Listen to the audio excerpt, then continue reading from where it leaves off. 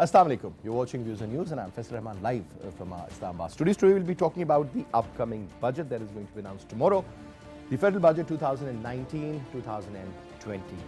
Now, very interesting comments and views about this upcoming budget. Now, the Economic Survey of Pakistan has been distributed. A lot of people believe that most of the economic targets which were set by the current government, they could not actually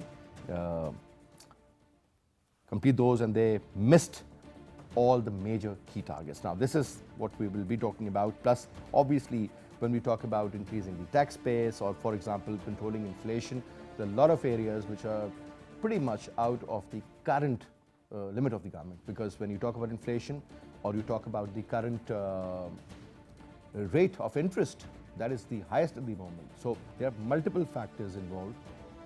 But having said that, a lot of issues are still popping up. Again, we talk about structural reforms. This is exactly what the IMF wants us to do. Nothing has been done on that ground as well. Creating investment-friendly environment. One blast in any major city or an attack in PC Gawada, that would matter more rather than giving a lot of sort of support to the investors. Now, when we talk about need of the pro-poor policies, that is again something very interesting. And once the budget book is going to be handed over, only then we can actually comment that what exactly is going to happen. But having said that, but still a lot is there on the plate to talk about. Let me introduce you to our panelists. Amir Zafar Durrani Saab is here with us, Senior World Bank official, Senior Economist. Thank you very much, sir. We have with us Mohammed Ramzan Saab, who is a taxation expert, and also Faisal Saab is with us. So we'll just take a short break. After the break, we'll return and we'll continue our discussion.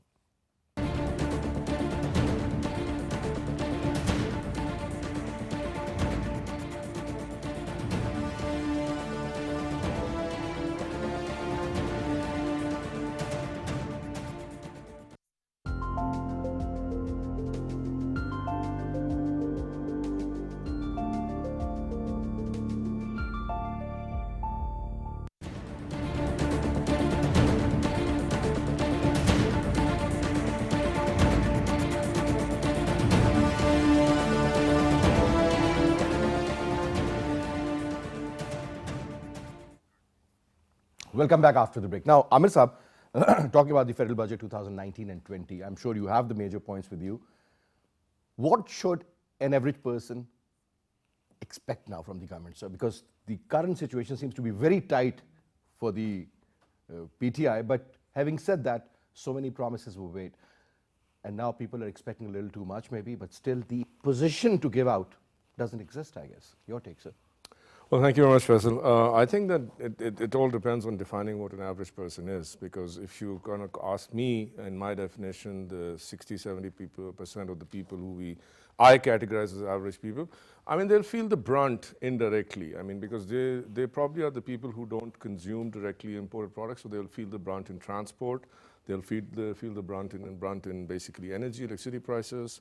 More so than that, I think if you add to that some of our retailers, shopkeepers, there's going to be some problems there, which I foresee. As you've seen in the budget, there are three different segments, so even 240,000 square feet and above and below. So it's trying to bring the retail people tax down. Other than that, I think that by and large, the average, as if I may call that, the average consumer, the average wage earner, they should expect not a lot of difference. And I say that with, let's put it this way, if you were not to move, which means don't go to school, don't go to help, if it doesn't get too hot, and by and large, seasons support us. So, you know, it's going to be an impact of about 10% on the pocket of an average person, right? Nothing beyond that. I think a bigger pinch is going to be felt more in the salaried classes, because they were given a break in the last regime, and I think they're going to hurt. And last but not least, I think if you want to, I mean, the highlight for the average person is that, but they will feel the pinch because of the narrative that is going to be knitted around them. I think you may find this odd, me saying that without, so the thing is that I feel that it is not going to be as bad as the narrative that's going to be knitted around it. Okay. So I think the most important job that I feel today Once the budget is approved, and let's see what shape that takes and how much haggling that happens in the embassy. As we were discussing with the show, how much of physical haggling happens. But I think it is now incumbent on the government that this is not really that bad.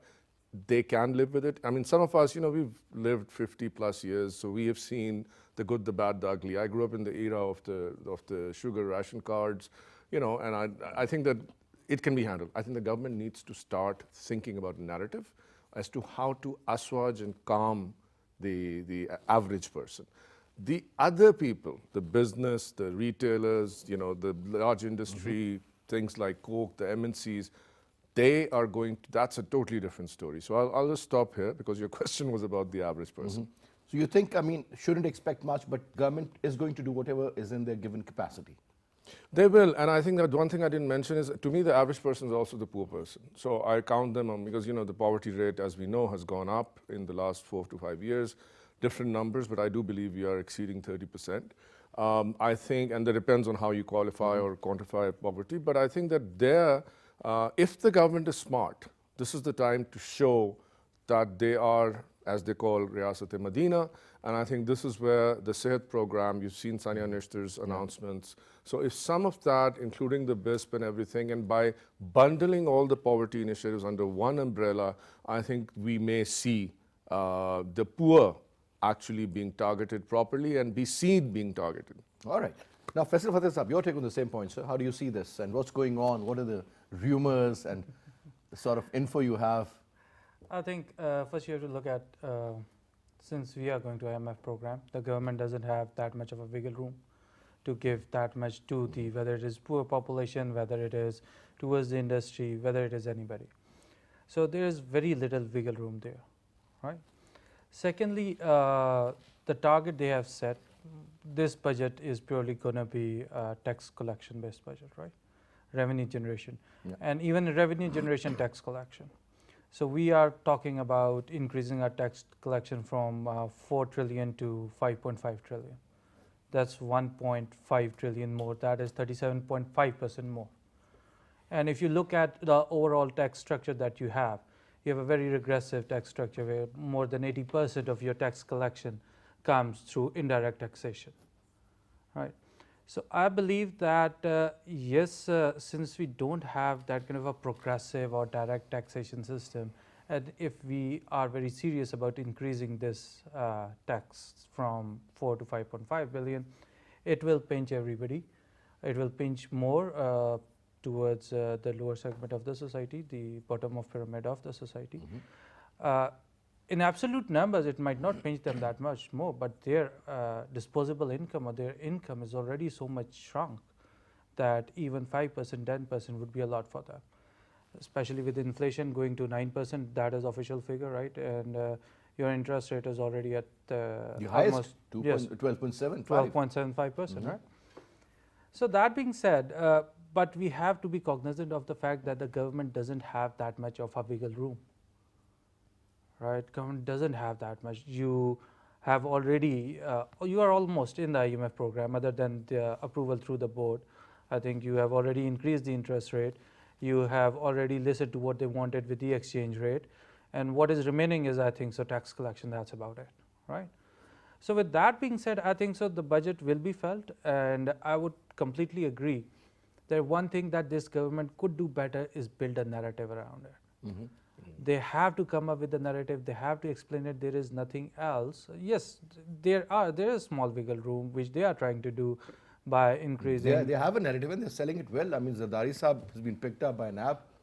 But that is not the narrative you This is the narrative to which go we've to been hearing for the last almost a year or so. I think so. There is a time to come towards a narrative. A common person is not that much interested about what happens with NAB and Zardari What about the Saab and promises more. that they'll be able to collect $300-400 billion? It will never happen. Seriously, it's not going to happen. Murad Saeed used to say that once Zardari is picked up, the next day we'll be having $200 billion.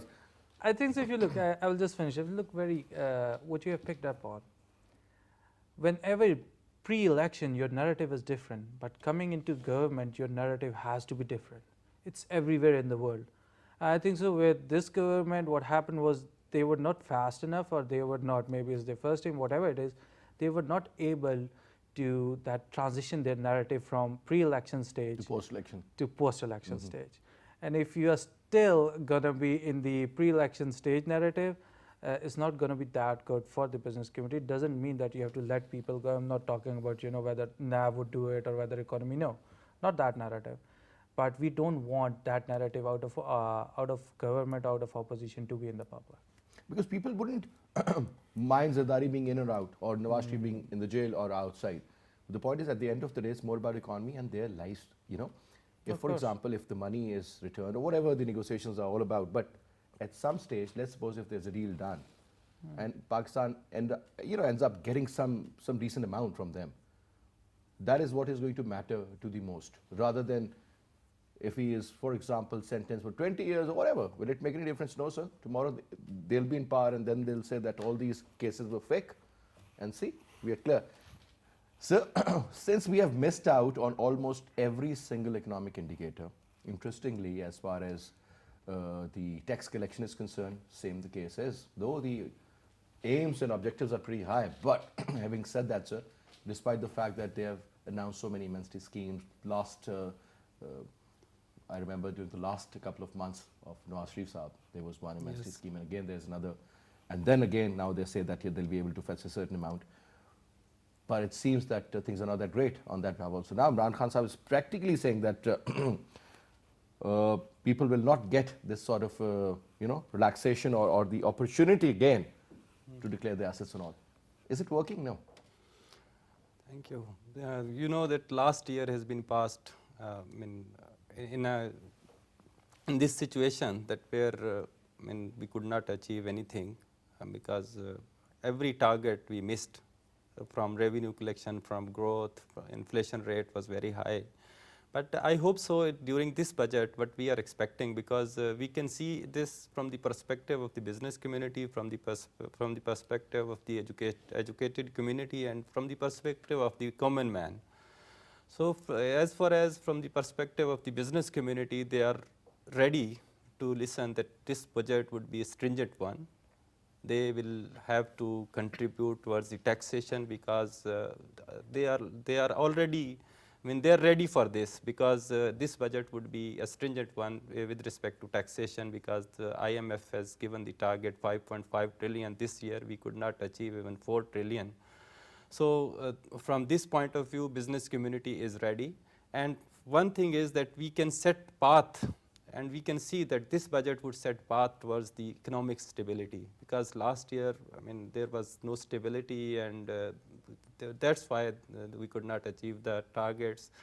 And if we see from the, as I have told, that from the business community perspective, they are ready for this the strict budget and stringent budget. For the adventure. For the adventure. They are already expecting that there will be a lot of taxes, and there are a lot of raids, and they are afraid of even.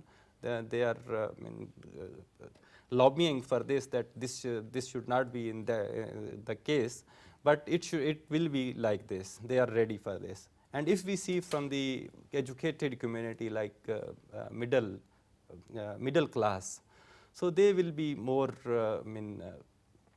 effective of this budget. So because whoever already is into that particular bracket, which we call the salaried class, Salaried will be class. squeezed further.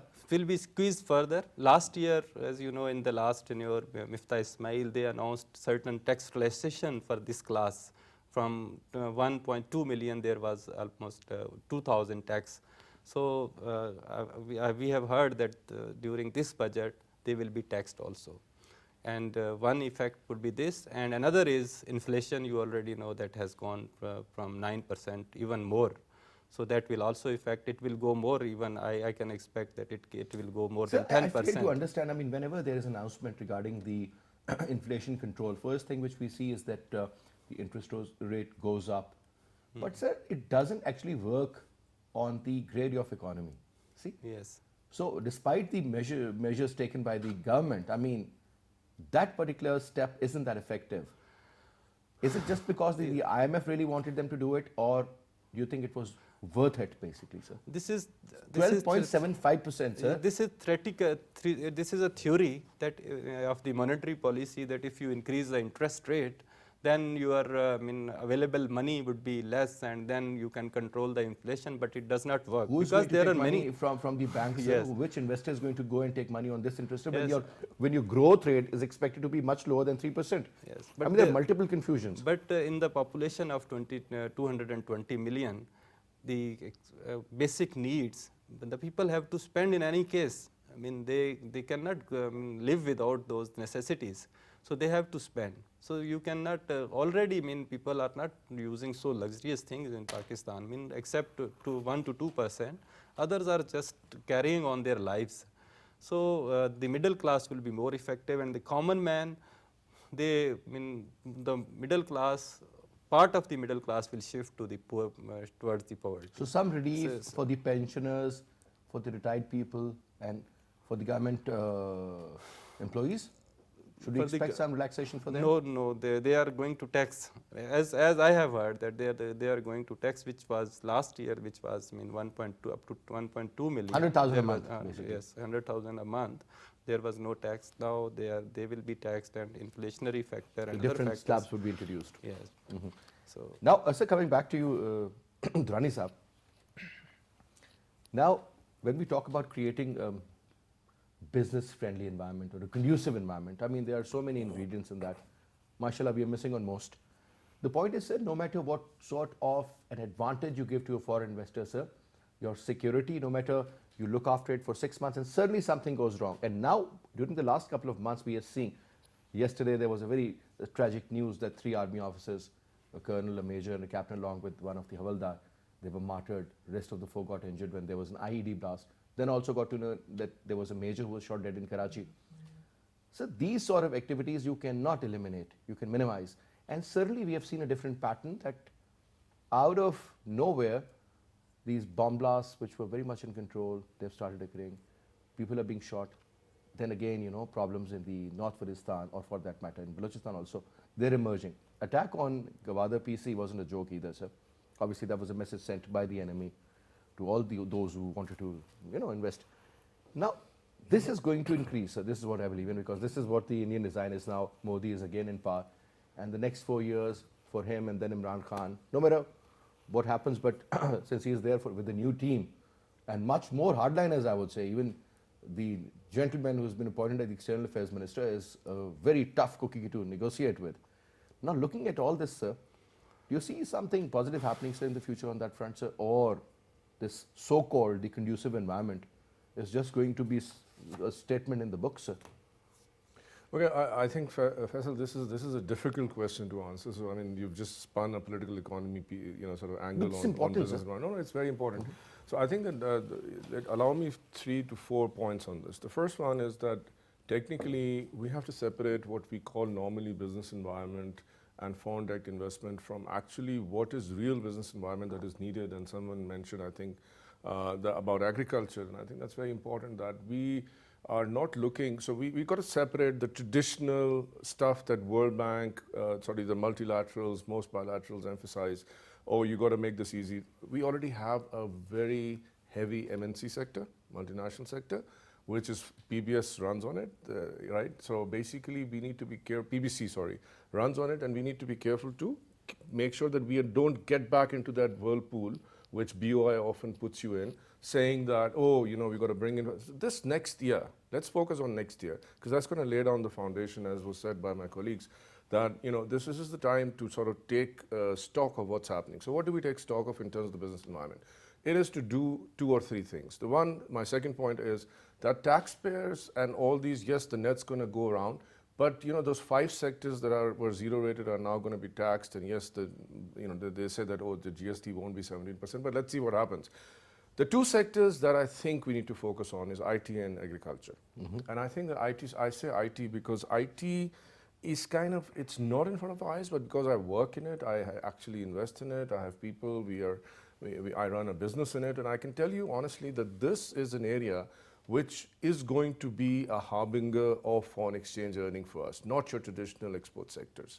The second part, agriculture. Should we call it product diversification in one way or the other? Well, I mean, these are the services. somebody, I think it Look was at India for that Khurram matter. Hussain or Ali Khizr, somebody in the last 1 month had a very nice article on how in 30 years our product has not diversified. You just go look at the Economic Observatory of MIT. You have to just plug it in Pakistan 1970, Pakistan Almost the same. 2010. Top is textile, knitted, blah, blah, blah. I mean, that's it. Leather and Yeah, so certain other goods, if I yeah. can quickly then add to that. So second, that's it. The third thing, I think, in terms of business environment, where we need to be very careful.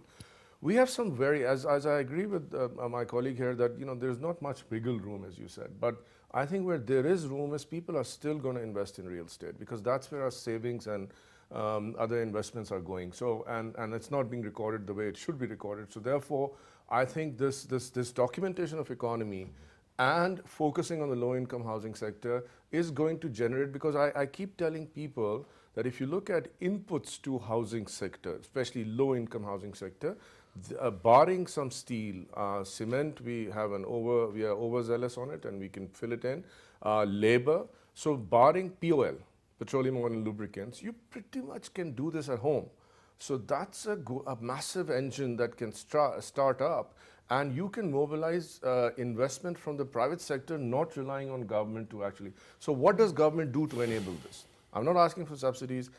So I mentioned IT, agriculture, this, and the last thing I want to say, on your point of the attacks and everything, I think that the government needs to understand that number one, if you focus on IT, agriculture, construction, low income, by and large you'll be safe from this. What is happening around? The few blasts here, because they're scared of the.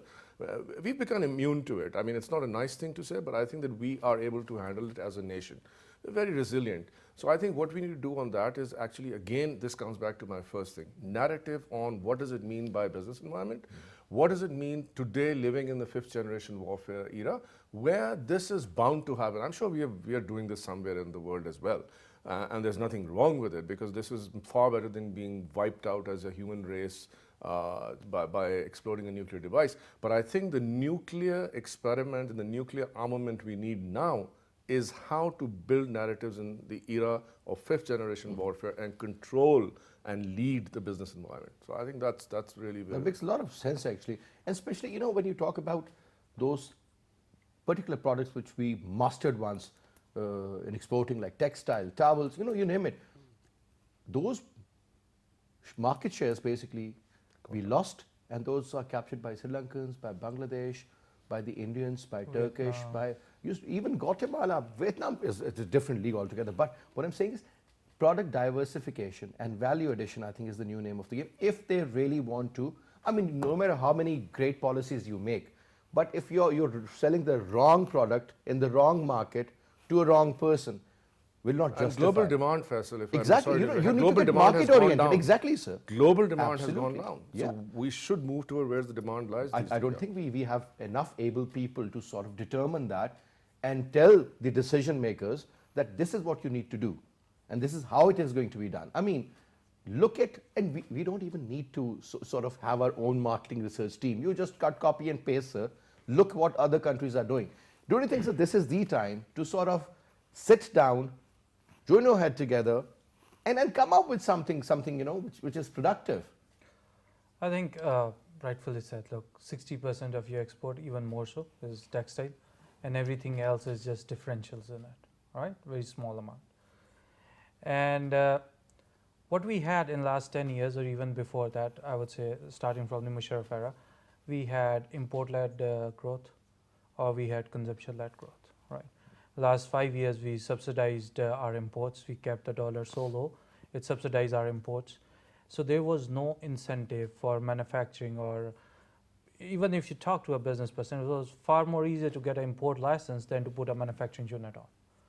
There's no need for me to, take the pain, take all the licenses, mortgage everything, and, put a physical infrastructure there. Now all you can do is get an import license. As far more lucrative, it was far more lucrative. One thing I think we have reached a crossroad, or maybe inflection point, or whatever. We have reached where one thing is clear: import-led or consumption-based, especially this import-led consumption-based growth, we cannot move. We cannot keep on doing that. We don't have an option to do that. Maybe if there is an option, the government would repeat doing that. But I think so. We don't have an option because of your debt, the amount of debt you have amassed, the amount of payments you have to make. and the amount of foreign reserve you have to earn for that through exports or stuff like that. So I think that is very clear. You have to go towards exports. Okay. For exports, of course, if you want to go out of textile, then what else do you have? IT makes sense, of course. Again, I have Agriculture, value production. of course, right? IT makes sense because it's easy to export, and still you have a lot of human capital. If you train them rightly, you can really exploit that. And to be very honest, if you look overall, the environment is shifting around IT. If you look at textile, even if you look how the markets are changing, it is based on information technology. Interestingly, sir, when we talk about this engineering goods, I mean, there are certain pretty good companies in Pakistan which are not only producing for the domestic consumption, but are also exporting it. I'm talking about CNG plants, heaters, geysers, and so many other products for that matter. I was just going through a survey and it said that, the global trade, annual trade of mechanical items and all these goods, that's around $6 to $8 trillion. Now that's huge. And if you end up picking just 0.1% of that share, you're talking about some very handsome amount. We're not. Look at China, look at Europe, look at USA. I mean, they've taken the market. Now, India's picking up almost on every single area. So that is something. So if you allow me, we've been joined by Khurram Shehzad Saab, known economist, an expert on finance. Assalamu alaikum, Khurram. Walaikum salam. Khurram, first of all, sir, thank you very much for taking out the time and talking to us. Your take for tomorrow's budget, sir. How do you see? Anything new or something surprising for the public as well, sir?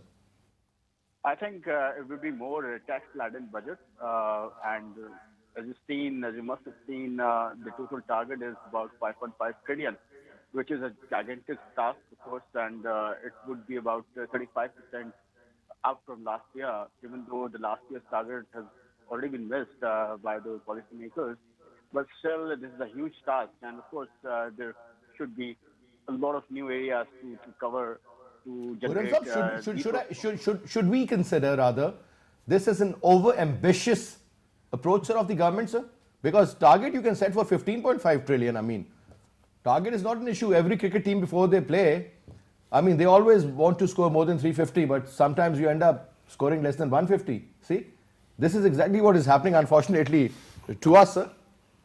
But, the other argument is that, and the equally, justified argument is that you should at least keep your target as high as possible. And, rather than keeping low target and achieving it, you should keep a high target and, fail. Actually, that should be, the way forward. But of course, this is too high a target. But as far as new areas are concerned, keeping people, in fact, bringing people into the net should be the new area of target for this whole text target to achieve, which also includes, the middlemen and, from doctors to lawyers to architects to beauty parlors and all that. And the retail market is huge. For example, Jodia Bazaar in Karachi and Anarkali in Lahore. Kapra market is also huge. So a lot of new areas should be taken into account if we really want to achieve this to be the target. All right. And so as far as the growth target is concerned, or other, impressions which the government have in their mind. Yeah. As far as growth is concerned, of course, there's this big issue, big question mark on growth. Because, tax in isolation cannot be achieved. Targets cannot be achieved in isolation unless you have growth in the economy. And most of the withholding taxes are, driven by either the PSDP or, development projects. So if PSDP is scaled down and at the same time, if other non-productive expenditures are not scaled down, definitely this target is not going to be achieved. But still, we should try to give our best this time around, because there's no other way out, other than, having good resource. Otherwise, we'll end up again having more debt and more debt servicing, and we'll achieve nothing out of it. All right. Thank you very much, sir. Now, there was another very important story which I was reading. that the military is going to get a certain amount, and earlier we thought that they will be also asking for less amount of money. Then later on they said, I mean the same amount of money spent left and center, and then they would say that, see, we also control. But we're talking about the 3 Ds. Your debt servicing, number one, sir, huge, and it's going to increase further, sir. Yes. Not because of the dollar issue, but primarily because of the kind of money you've already taken. Then repayment plans and so on and so forth. Then you're talking about development. I mean, this is where you will be sort of, not investing much, and this is where you should have been investing. Yes. Your PSDP is going to shrink. And then you're talking about, so many other issues for that matter. Do you think we practically have the capacity? And one very simple question I fail to understand, for example, if 100 rupees are allocated for 1 year for PSDP, let's suppose, but knowingly that you do not have the capacity to spend that 100 rupees, and eventually 60 to 670 rupees will be spent, so why not to allocate those 70 rupees, sir? Why to put those 100? Yes, very important. For the last many years, we are facing the budget deficit due to the reasons you have mentioned already. You don't have any fiscal space, sir. Yes, one is the debt servicing, which is going to be 2.5 trillion, more than 2.5 trillion this year. And then the defense budget, that is also the need of our country, because we are living in that area where we have India, and on the other side Afghanistan as well. So in the front of defense budget, you cannot cut too much. But another is the debt servicing. That is also you have to keep your commitment to pay off your loans. And where you are left, your current expenditure, where this government is claiming, which every government claims, that they will go for the austerity drives and all that. So which will be, this government, in this budget, you have not increased the budget of many departments. They are saying that this will be in the same level, which was, although it will not be maintainable, because there is inflationary factor also. Absolutely. So it will not, these will only be in the budget figures, but actually it would not be like so. So PSDP you was talking about, that is the most important area where you have to meet the growth target, and with the population growth and everything. So if you will not spend on the PSDP, then your growth target will not be met. So allocating the budget, that is the only thing where you can achieve the growth of the country. In the GDP growth and in everything, you have to allocate the amount for the PSDP.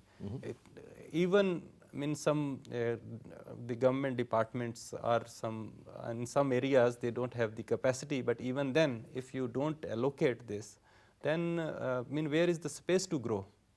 Where you are the youth,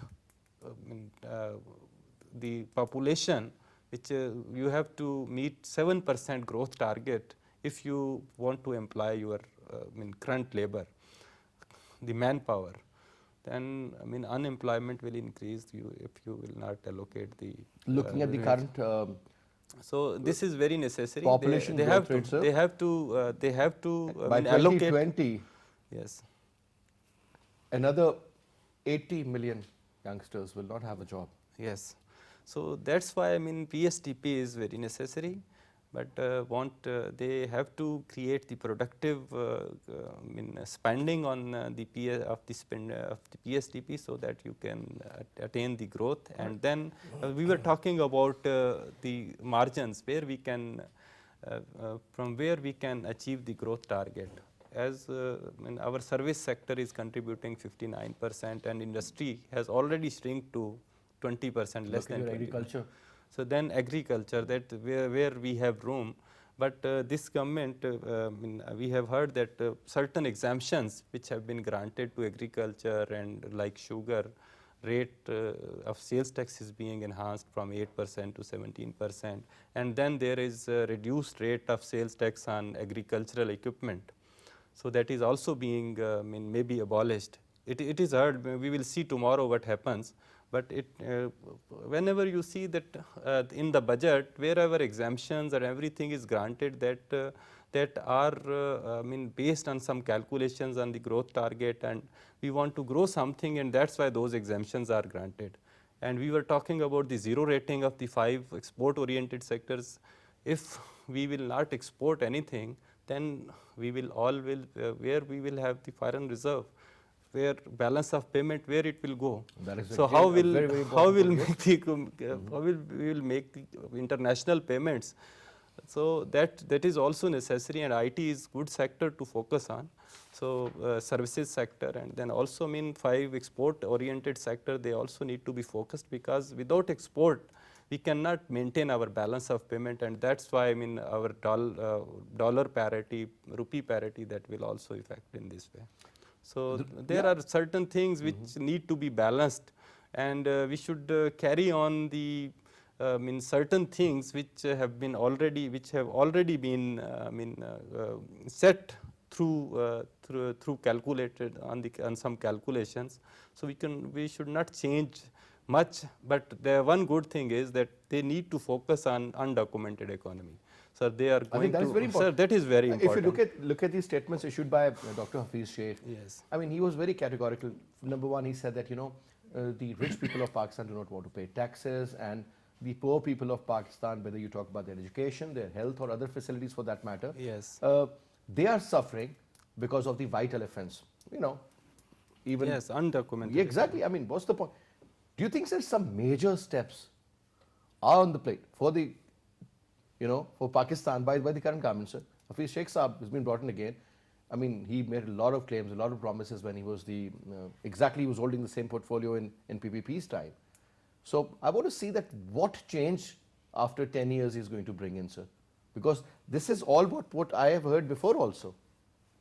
Yeah, so Faisal, thank you. I think that, I'm going to just focus on, instead of criticizing what the government is doing or what it is not doing, I think it's time to present some ideas to them, right? I have worked with Hafiz Saab when he was the Finance Minister of Sindh. I had the opportunity to then do a very large subnational loan where we paid off and cleaned Sindh's budget. So I would like him to, if he's listening, sort of remind him that where we did that is through innovation.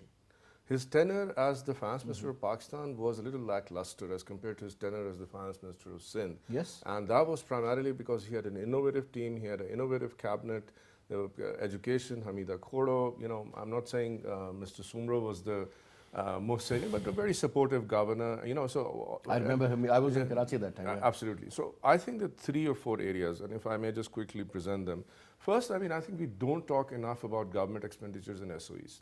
I think that I have friends who work in the government who keep justifying how little the government spends. But if I have other friends who are in the assembly, and I just look at the number of trips they make around the year, and I myself finance my own trips, so it's for me, it's like a no-brainer. So even if it's a 1% in the total expenditure, I will give you another example. Sindh has 1+ million civil servants, right? Of which half are in grades 1 to 5. Now, you can say that, employing 10 people at 10 rupees, 100 people, but, when you employ 1 million people at 10 rupees, that's a big amount of money. So this first thing. Second, as part of that overall squeeze, it's time to get rid of PIA. It's time to get rid of steel mills. It's time to get rid of Pakistan Railways as a sole provider of services, because remember, it's the only monopoly in transport left, and it has to be broken. So target your SOEs, get after them, and second, I think only 6% of the total, or 9% currently per this survey, the total tax effort is at the provincial level. That is horrendous. So, the province is sitting there like a gaping fish, drawing breath, saying, I want NFC, I want NFC. They spend more time thinking about how they're going to get a part of the NFC than thinking about how they're going to raise their own taxes, right? So that gets you into very strange places like urban immovable property tax, stamp duty, it gets you into these kind of areas. But it also gets you into unleashing the biggest tax of all, which I think is, instead of putting, we're talking about industry. Just coming down from Damnico yesterday, I could see the crowds, we are not tolling parking. Parking alone, Nadeem ul Haq, our previous deputy chairman, gave a lecture at PIDE just a few months back, where the current revenue estimate of just parking in Islamabad was ₹1 billion a month, and that's like minimum parking effort. So, the And imagine that money is spent on Islamabad. I mean, things would be so different. Not within, just within, Islamabad. So within this what is, and I agree with Rehman Sahib what he's saying that, the sun bears out there, you have to create motion in the economy. The economy has to move, you have to generate movement, things got to done, there has to be activities. This is where the government is not thinking. Because it's, the provincial governments are somehow, when it comes to budget, federal budget, they all think differently, right? So secondly, both at the province level and the city. Cities are huge engines of growth. And we have, 3 or 4 emerging mega cities in the world. We need to really understand between them and the towns. A third thing, I think the agriculture, and again, I have to say this, and it was a point raised very nicely by the colleague, is that IT somehow has a lens into everything today, whether it be services, whether it be by agriculture, whatever this. So three things to do in agri. Number 1, better value addition. Number 2, improved branding and niche production, right? And number 3 is basically bringing in IT as a means of, and when I say IT, I'm talking everything from weather management to basically asking for all the details that actually predict and help predict. But all this, please understand, sitting on a government channel, I'm not saying the government is going to do that. The government has to start the debate to make this happen, so the private sector wakes up and says, hey, I am a rent seeker, how am I going to move forward? So I think that for me are the areas. These are very, very important and good points. So last couple of minutes left, quick comment and then over to you, sir. I think so. He has put it very eloquently. The suggestions, how to make the economy moving again. Yes, we have this huge issue of whether it is expenses or whether it is collection of revenue. We don't have center and provinces integrated. We don't have integrated expenses. We don't have integrated revenue collection. And after 17th Amendment, I think so it's not going to happen. Yes, you have to incentivize somehow the provinces to make a move on, whether it is, as you were saying, whether it is taxes on signboards, whether it is property taxes. You have to remember, agriculture tax is domain of provinces, services tax is domain of provinces, right? So you cannot tax, federal government cannot tax it. So provincial governments have to come up with some way to tax to generate their own revenue, whether it is again small through parking fees, signboards, stuff like that, are coming up to tax agriculture services sector. Without integrating it, we will keep on going on the same thing. You need a lot of reforms. You need a lot of commitment. And secondly, my advice to government would be you have to pick and choose. You have to get out of the narrative and you have to pick and choose. These are the 2 sectors, these are the 3 sectors we are going to focus on. Whether it is IT, I don't care, whether it is textile, whatever it is, but you have to break that vicious circle that we keep on going. Whether we come into government, we go to the textile exporters, we start a debate on how to increase the exports. And again, you look at zero-rated duty thing. Same FBI chairman introduced in 2007. He was at the forefront. Same FBI chairman wants to withdraw it. Whatever you're doing, it creates a lot of confusion of what you're trying to do. Absolutely, absolutely. So, concluding remarks from you. Sir, concluding remarks are, sir, whatever, I'm expecting a big budget document, finance in shape of finance bill tomorrow. But it should not be the case, because whatever narrative has set by for the industries, they should carry on. And the focus should only be focusing on the new areas where we can collect the money, where we can collect the taxes. And the one big area is undocumented economy, and others are we need to tap other areas like parking tax is a good example. And there are other areas in the provinces. There is still huge gap in the provinces, in the provincial sales tax that has already been implemented by all the provinces. But we see that only 10% has been tapped. The others are undocumented by the provinces as well. So integration and finding new areas should be the focus. Integration and not changing the narrative which has already been set, because those have been set on some basis. Anyway, thank you very much, sir. Thank you very much, Faisal. It was a pleasure having you, Saab. And that's all we have for this hour. I'll see you inshallah tomorrow. with the budget document, and we'll be talking more about this particular issue.